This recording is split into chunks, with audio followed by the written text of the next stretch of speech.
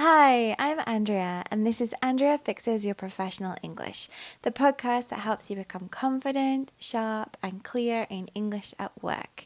You are listening to episode 1, which is Giving Feedback with Tact.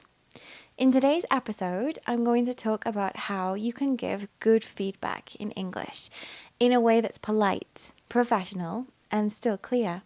Here's how it will go. First of all, I'm going to introduce you to some useful vocabulary.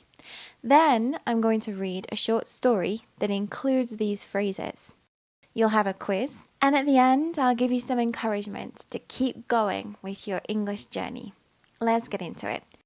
The vocabulary for today is, I appreciate your effort. This shows encouragement. For example, I appreciate your effort on this project. The second is, one thing to work on might be, this is soft feedback.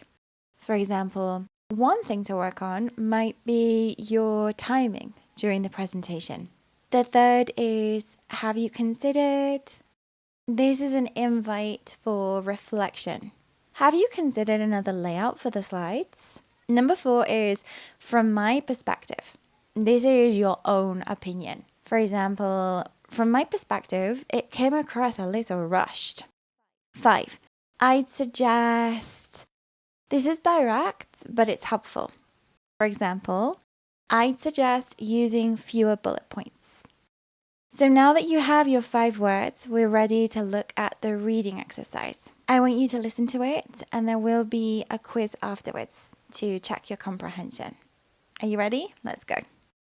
One of my students, who leads a team in a global company, had to give feedback to a colleague whose presentation had been too long and a little confusing. Instead of being negative, she said, I appreciate your effort on the slides. I can see you put in lots of time. Then she added, one thing to work on might be how we use the time. From my perspective, it felt a bit rushed at the end. She also said, have you considered using fewer points per slide? And then wrapped up with, I'd suggest practicing with a timer before the next one. Her colleague nodded and said, thanks, that really helps. So, what was going on in this story? Well, my student was giving feedback to one of her colleagues. She was clear, helpful, respectful. The 3 keys to good feedback. Now the quiz. Question 1. What phrase did my student use to soften her feedback? Good. It was, one thing to work on might be. 2.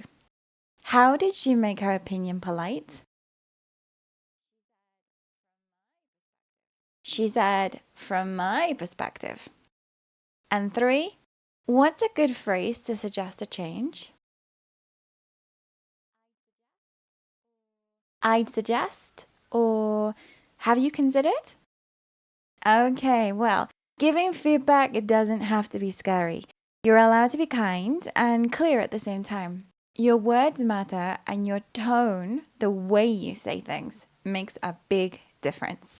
If you found this helpful, follow my podcast, check out the show notes for more free tips on social media, and if you want to practice this kind of English with me, you can always book a private class. Have a wonderful day. Bye!